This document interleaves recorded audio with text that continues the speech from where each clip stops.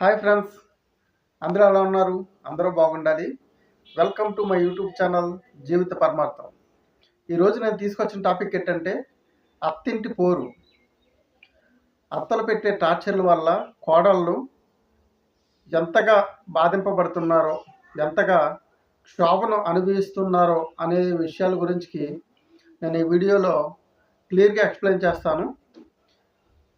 నేటి సమాజంలో కోడళ్ళు పడుతున్నటువంటి వేదన, బాధలు, అదేవిధంగా అత్తలో ఏ విధంగా కోడలు హింసిస్తున్నారనే విషయాల గురించి అందరికీ కూడా ఈ వీడియో ద్వారా అవగతం అవుతుందని తెలుసుకుంటున్నాను.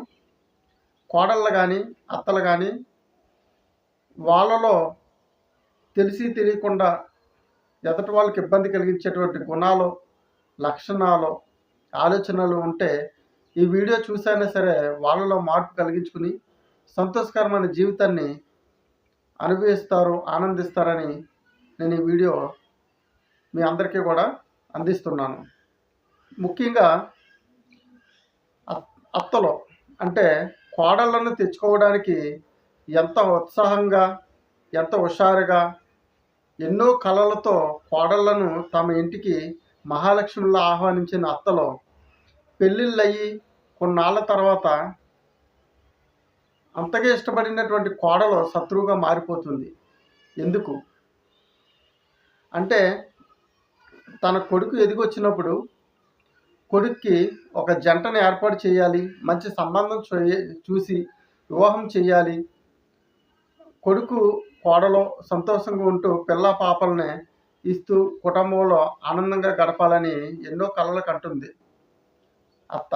అలాంటి అత్త మరి పెళ్ళైన కొన్ని రోజులకే కోడళ్ళపై అంత శత్రుత్వం ఎందుకు పెరుగుతుంది, ఎలా పెరుగుతుందని చూసుకున్నట్లయితే పెళ్లి చూపుల్లో అత్త కోడలకిచ్చే భరోసా ఏంటంటే, నువ్వు మా ఇంటి మహాలక్ష్మి అమ్మ, నీకు ఏ లోటు రాకుండా చూసుకుంటాము, ఏ ఇబ్బంది కలగకుండా మేము కంటికి పాపలా కాపాడుకుంటాం, మీ అమ్మ నాన్నలు కూడా గుర్తుకు రారు, అంతలా నేను మా అబ్బాయి మీ మామగారు కూడా చూసుకుంటామని భరోసా ఇస్తుంది. ఆ మాటలు విన్న కోడలు చాలా సంతోషపడిపోయి నిజంగా నేను చాలా అదృష్టవంతురాలని వెనక ముందు ఆలోచించకుండా ఆ సంబంధం ఓకే చేసి వివాహం చేసుకుంటుంది. కొన్ని రోజులు బాగానే ఉంటుంది, చాలా హ్యాపీగా అత్తగారే చెప్తుంది, కోడల్ని ఎక్కడికన్నా తీసుకెళ్ళరా, అవి ఇవి చూపించు, బాగా చూసుకోవాలి, నువ్వు తప్ప ఎవరు చూసుకుంటారని చెప్తుంది. కొత్తగా వివాహం చేసుకున్నటువంటి భార్యాభర్తలు ఇద్దరు కూడా కొత్త ప్రదేశాలు చూడటం, కొత్త జీవితాన్ని ప్రారంభించడం, కొత్త ఆలోచనలో కొత్త మధుర అనుభూతులు అన్నీ పొందుకుంటూ జీవితాన్ని ఒక సవ్యమైన మార్గంలో పెట్టుకుంటారు. ఆ క్షణంలో కొడుకు పూర్తిగా తల్లి మీద ఆధారపడినటువంటి కొడుకు ఈసారి ప్రతి విషయాన్ని కూడా భార్య మీద ఆధారపడుతూ ఉంటాడు. ఆ విషయం చూస్తున్నటువంటి తల్లికి ఆ విషయం నచ్చక, నా కొడుకు నా నుంచి దూరం అయిపోతున్నాడు, నా కోడలో ఏదో మందు పెట్టి మార్చేసింది అని అత్త ఆలోచించడం మొదలెడుతుంది. ఈ విషయాల గురించి వాళ్ళ కూతుర్లకి ఫోన్ చేసుకుని లేదా ఇరుగు వాళ్ళు చెప్పి, నా కోడలు మంచిది కాదు, నా కొడుకుని మందు పెట్టి మార్చేసింది, వాళ్ళ అమ్మవారి ఇంటికి తీసుకెళ్ళిపోతుంది, లేదంటే నా కొడుకుని తన కొంగుకి కట్టేసుకుని తన చుట్టే తిప్పుకుంటుంది, నా కొడుకు అసలు నన్ను పట్టించుకోవట్లేదు అని అత్త అంటే కొడుకు యొక్క తల్లి చాలా చాలా హింసపడుతూ బాధపడుతూ చాలా ఒక దౌర్జన్యపూర్వమైనటువంటి ఆలోచన కలిగి ఉంటుంది. ఎప్పుడైనా సరే అత్తలు గ్రహించవలసిన విషయం ఏంటంటే, భార్యకి భర్త, భర్తకు భార్య ఎంతో అవసరం. చివరి వరకు కూడా వారిద్దరే కలిసి ఉంటారు. వారికి పుట్టిన పిల్లలు సైతం పెళ్ళిళ్ళు చేసుకుని వెళ్ళిపోతారు. కానీ వాళ్ళ ఆనందాలన్నీ వదులుకొని ఒక కొడుకు తల్లిదండ్రులతోనే ఉండిపోవాలి, వాళ్ళ కోసమే చూడాలి, పరాయింటి వచ్చిన ఆడపిల్లకి అంత ఇంపార్టెన్స్ ఇవ్వకూడదంటే అది చాలా పొరపాటు. ఎందుకంటే నీ కూతురు వేరే ఇంటికి వెళ్ళినప్పుడు నీ కూతురు మాట నీ అల్లుడు ఆలకించాలి, నీ కూతురు ఎలా చెప్తే అలాగా నడుచుకోవాలి అని నువ్వు ఆలోచించినప్పుడు, నీ ఇంటికి వచ్చిన కోడలో నీ కొడుకు మాట ఆలకిస్తే తప్ప, నీ కూతురు అడిగిందల్లా తెచ్చిచ్చే నీ అల్లుడు నీ కోడలో అడిగిందల్లా కొనిస్తే నీ కొడుకు చేస్తున్నది తప్ప అనేది నువ్వు ప్రశ్నించుకోవాలి. అత్తలకు ఉంటుంది. కొడుకు ఎప్పుడు కూడా తన మాట వినాలి, తనతోనే ఉండాలి, తనతో చేయలేదని. చూస్తాడు. కొడుకు అటు భార్యని చూసుకోవాలి, ఇటు తల్లిదండ్రులు చూసుకోవాలి, పిల్లల కోసం ప్లాన్ చేసుకోవాలి, పుట్టిన పిల్లల్ని చదివించుకోవాలి, కుటుంబ బరువులన్నీ మోస్తూ ఉండాలి. ఇన్ని విషయాల పట్ల ఆ యొక్క కొడుకు ప్రేమ ఒక్కరికి మాత్రమే చెందాలంటే అది చాలా పొరపాటనే చెప్పాలి. బ్యాలెన్స్ చేయలేడు. అలాంటప్పుడు తల్లి ఏం చేస్తుందంటే కొడుక్కి మరియు కోడలికి మధ్యన లేనిపోని మాటలు చెప్పి వాళ్ళిద్దరి మధ్య బంధం దూరం పెట్టి గొడవలు పెట్టేవాళ్ళు ఎంతోమంది ఉన్నారు. అలాగే ఇలాంటి విషయాల పట్ల గొడవలు పెంచి భార్యాభర్తలనిద్దరిని కూడా విడదీసిన ఘనత ఈ యొక్క తల్లికి లేదా అత్తకి ఎంతోమంది ఉన్నారు. ఆ విధంగా వెళ్ళినప్పుడు ఈ తల్లి కొన్నాళ్ళ నుండి చనిపోతుంది. అప్పుడు కొడుకు ఒంటరివాడైపోతాడు. చూసే దిక్కు ఉండదు. వెళ్ళిపోయిన భార్య తిరిగి రాదు. అలాంటి పరిస్థితిలోకి తోస్తున్నది తల్లులు. అటు కొడుకు జీవితాన్ని నాశనం చేసింది, ఇటు కోడల జీవితాన్ని కూడా నాశనం చేసింది. ఎప్పుడైనా సరే తల్లిదండ్రులు లేదా అత్తమామలు గాని ఒక విషయం గుర్తుంచుకోవాలి. కూతురికి గానీ లేదా కొడుకు గానీ వివాహాలు జరిపినప్పుడు వాళ్ళ భర్తలతో కూతుర్లను ఉండనివ్వాలి, వాళ్ళ భార్యలతో కొడుకులను ఉండనివ్వాలి. ఇంకా మన వెనకాలే తిరగాలి, మన మాట ఆలకించాలి అంటే అది పొరపాటని చెప్పాలి.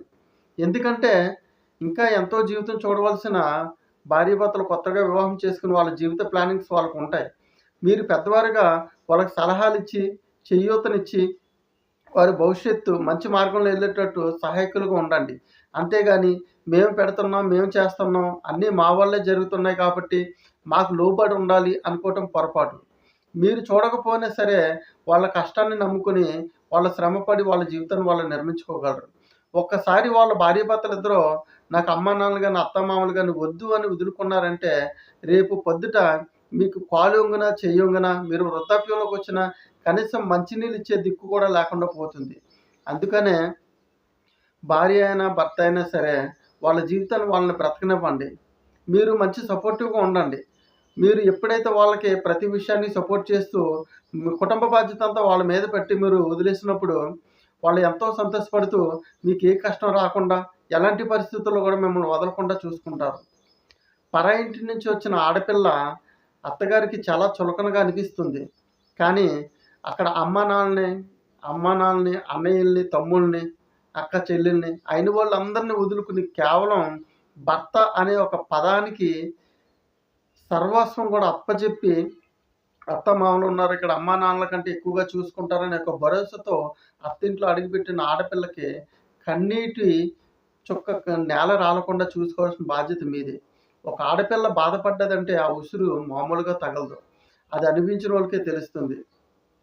అందుకని అత్తలు ఎవరైనా సరే ఆడపిల్లని ఎట్టి పరిస్థితుల్లో కూడా బాధించకండి. ఒక ఆడపిల్ల పుట్టింట్లో ఎంతో గారాబంగా పెరుగుతుంది. ఎటువంటి లోటు రాదు. అడిగిందల్లా కూడా తండ్రి తెచ్చిస్తాడు. కోరిందల్లా కూడా తల్లి చేసి పెడుతుంది. మహారాణిలా చూసుకుంటారు. అలాంటి ఆడపిల్ల పరాయి ఇంటికి కోడలుగా వచ్చినప్పుడు తను ఒక పని మనిషిలా మారిపోతుంది. ఎప్పుడూ సూర్యుడిని చూడనటువంటి ఆ పిల్ల ఉదయాన్నే తెల్లవారుజామున లెగిసి ఇంటి పనులన్నీ చేసుకుంటూ, అత్తమామలను చూసుకుంటూ, భర్తను చూసుకుంటూ, పిల్లలను చూసుకుంటూ, వాళ్ళకి అన్నీ కావాల్సినవి వండి పెట్టడం, ఒక గొడ్డి చాకిరీ చేస్తుంది. మనం జీతం ఇచ్చే పని మనిషి కూడా మహా అయితే ఒక గంట, 2 గంటలో పని చేసి వెళ్ళిపోతారేమో. కానీ ఇంటికొచ్చిన కోడలు మాత్రం ఉదయం లేచిన దగ్గర నుంచి రాత్రి అందరూ పడుకున్న తర్వాత కూడా తన పనులన్నీ ముగించుకొని, ఇల్లు శుభ్రం చేసుకొని, ఎక్కడెక్కడ చక్కబెట్టి పడుకుంటుంది. అంటే ఈ 24 అవర్స్ కూడా తను ఏదో ఒక పని చేస్తూనే ఉంటుందని మనం గ్రహించాలి. అంతలా తన కుటుంబాన్ని వదులుకొని భర్త, పిల్లలు, అత్తమామలని మన ఇంటికొచ్చిన ఆడపిల్లని ఎంత గారాబంగా చూసుకోవాలి, ఎంత ప్రేమగా చూసుకోవాలి. ఎప్పుడైతే అత్తలో మన ఇంటికొచ్చిన ఆడపిల్లని కూతురులాగా చూసుకున్నారో, తను కూడా వాళ్ళ అమ్మానాన్నని మైమరిచిపోయి మీ యొక్క ప్రేమకి బానిసైపోతుంది. నా అత్త తల్లిలాగా చూసుకుంటుంది. ఇంత గొప్ప ప్రేమ దొరకడం నా అదృష్టం అని చాలా పొంగిపోతూ వాళ్ళ అమ్మానాన్నలకి చెప్పుకుంటూ, వాళ్ళ కుటుంబీకులకి చెప్పుకుంటూ, వాళ్ళ ఫ్రెండ్స్‌కి చెప్పుకుంటూ, తన భర్త దగ్గర తన సంతోషాన్ని వ్యక్తపరుచుకుంటూ ఉంటుంది. అంత గొప్ప వ్యక్తిత్వంగా మారిపోయేటటువంటి స్వభావం కలిగిన మృదు స్త్రీలు ఎవరైనా ఉన్నారంటే కోడళ్ళని చెప్పాలి. అలాంటి కోడళ్ళని ఎవరు కూడా బాధ పెట్టకుండా, కన్నీరు నేల రాలకుండా, కంటికి రెప్పలా అమ్మా నాన్నలు దూరంగా ఉన్నా సరే వాళ్ళని తలుచుకుని బాధపడే పరిస్థితి రాకుండా చూసుకోవాల్సిన బాధ్యత అత్తమామలకు ఉంది. తర్వాత అమ్మా నాన్నల మాటలు మాత్రమే ఆలకించి భార్యని హింసించే భర్తలు కూడా చాలామంది ఉన్నారు. అలాంటి ధోరణిని కూడా దూరం పెట్టుకొని, నిన్నే నమ్ముకుని నీకోసం వచ్చినటువంటి నీ భార్యని నువ్వు బంగారంలా బంగారంలా ఎటువంటి లోటు లేకుండా చూసుకోవాల్సిన బాధ్యత కూడా నీదే ఉంది.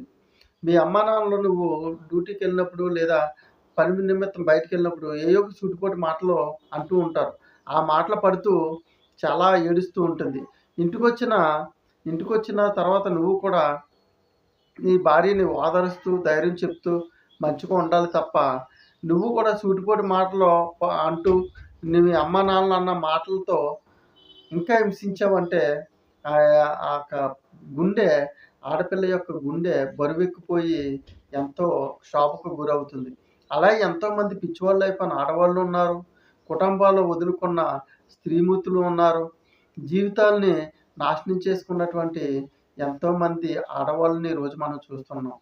సో ప్రతి ఒక్కరు కూడా అత్తలు, మామగారులు, భర్త వీళ్ళందరూ కూడా మన ఇంటికి వచ్చినటువంటి ఆడబిడ్డని కన్నీటి పాలు చేయకుండా, తనకి ఏ లోటు రాకుండా ఉన్నంతలోనూ సంతోషంగా చూసుకుంటూ, తనకంటూ ఫ్రీడమ్ ఇచ్చి, తన ఆరోగ్యం పట్ల శ్రద్ధ వహిస్తూ, తను చేసే ప్రతి పనిలో కూడా మనం కూడా చేయూతనిస్తూ, తనకు ఒక ధైర్యాన్ని ఇచ్చి, నీ జీవితానికి టోకరా లేదమ్మా, మేమంటూ ఉన్నాం, ఏ విషయమైనా సరే మేము అన్ని విషయాల్లోనూ తోడుగా ఉంటామని భరోసా ఇచ్చినప్పుడు ఆ యొక్క స్త్రీమూర్తి చాలా గర్వంతో పొంగిపోతూ ఉంటుందన్నమాట. అప్పుడు తను ఎంతో విధంగా భగవంతుని వేడుకుంటుంది. భగవంతుడా, దేవుడా, మా అత్తమామలకి చక్కని ఆరోగ్యాన్ని ప్రసాదించు, నా భర్తని అన్ని విధాలా ఆశీర్వదించి ఒక ఉన్నతమైన స్థితిలో నిలబెట్టు, నా పిల్లలకి మంచి భవిష్యత్తు ప్రసాదించని తన కుటుంబం కన్నా కూడా మిమ్మల్ని సర్వస్వం అనుకుని మీకోసం భగవంతుడిని ఎంతగానో వేడుకుంటుంది. అలాంటి ఆడపిల్ల సంతోషం మీరు అందరూ కోరుకోవాలి. ఏ యొక్క అత్తమామలు కూడా మన ఇంటికి వచ్చినటువంటి లేదా మీ ఇంటికి వచ్చినటువంటి ఆడబిడ్డని బాధించకుండా, హింసించకుండా సంతోషంగా చూసుకుంటారని, ఈ యొక్క వీడియో మీ అందరికీ కూడా కనువిప్పుగా ఉంటుందని మనస్ఫూర్తిగా ఆశిస్తున్నాను. ఈ యొక్క మెసేజ్ మీకు నచ్చినట్లయితే లైక్ చేసి, షేర్ చేసి, సబ్స్క్రైబ్ చేయండి. ఏమైనా డౌట్స్ ఉంటే కామెంట్ చేయండి. నేను ధార్మికపరమైన విషయాలతో, అదేవిధంగా భగవంతుడు తెలియపరిచినటువంటి బాధ్యతాయుతమైన విషయాలన్నీ కూడా మీకు తెలియపరుస్తాను. మీరు ఈ యొక్క మెసేజ్ని 10 మందికి షేర్ చేయడం వల్ల, లైక్ చేయడం వల్ల నేను మరిన్ని వీడియోలు చేసి సమాజ ఉద్ధరణలో, కుటుంబ బాగు కోసం, సమాజాన్ని మంచి రీతిలో నడిపించే విధంగా నా వంతు కృషిగా నేను వీడియోలు చేసి నా బాధ్యత నెరవేర్చుకుంటాను. Thank you so much friends.